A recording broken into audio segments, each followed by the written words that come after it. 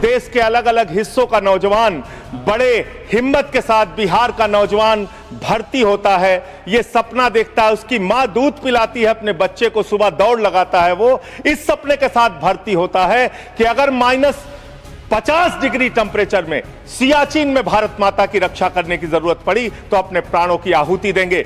लेकिन आपने अग्निवीर जैसी योजना लाकर भारतीय सेना के साथ और भारत माता के साथ विश्वासघात करने का काम किया। सेना का जवान बना है हाथ में बंदूक लेने के लिए, सेना का जवान बना है भारत की रक्षा करने के लिए, लेकिन उस जवान से अधिकारियों के ट्रे उठवाए जाते हैं, सेवादारी करवाई जाती है। सेना में यह सेवादारी की प्रथा बंद होनी चाहिए।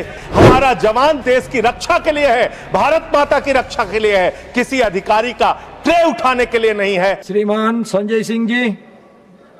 धन्यवाद मान्यवर, आपने इस अति महत्वपूर्ण विषय पे मुझे बोलने का अवसर दिया।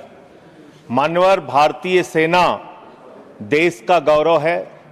भारतीय सेना में भर्ती होना एक नौजवान का सपना होता है। मान्यवर, 2019 से लेकर 22 तक थल सेना के लिए देश के नौजवानों ने शारीरिक परीक्षण दिया, मान्यवर, चिकित्सीय परीक्षण दिया और वो परीक्षाएं पास की उन्होंने।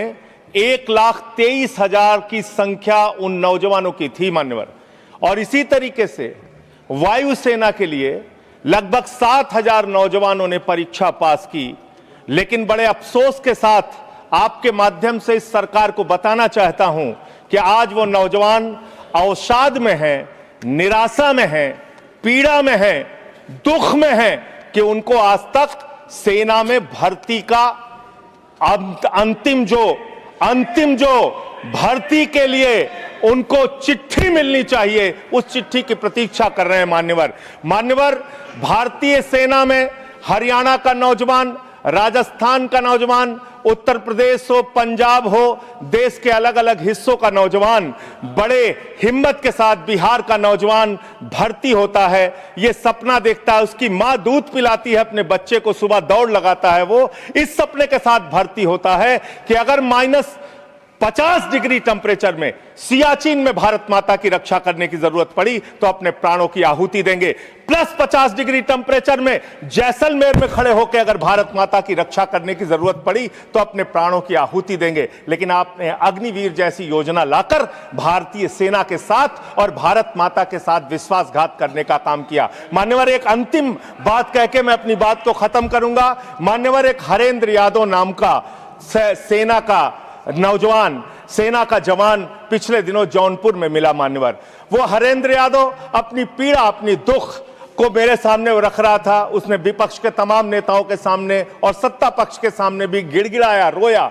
उसकी एक ही विनती थी कि सेना का जवान बना है हाथ में बंदूक लेने के लिए, सेना का जवान बना है भारत की रक्षा करने के लिए, लेकिन उस जवान से अधिकारियों के ट्रे उठवाए जाते हैं, सेवादारी करवाई जाती है। सेना में यह सेवादारी की प्रथा बंद होनी चाहिए। हमारे जवानों का सम्मान बरकरार रहना चाहिए। हमारा जवान देश की रक्षा के लिए है, भारत माता की रक्षा के लिए है, किसी अधिकारी का ट्रे उठाने के लिए नहीं है, हाथ में बंदूक उठाने के लिए है, दुश्मनों से लड़ने के लिए है। यह मैं हरेंद्र यादव की पीड़ा भी आपके माध्यम से सरकार तक पहुंचाना चाहता हूं और निवेदन करना चाहता हूं मान्यवर कि जिस भर्ती पर आपने रोक लगाई है सारी परीक्षा पूर्ण करने के बावजूद, उनको ज्वाइनिंग का लेटर दीजिए। उन नौजवानों को कम से कम जिनकी सारी परीक्षाएं आपने पूरी कर ली है, उन नौजवानों की भर्ती कीजिए। बहुत बहुत धन्यवाद।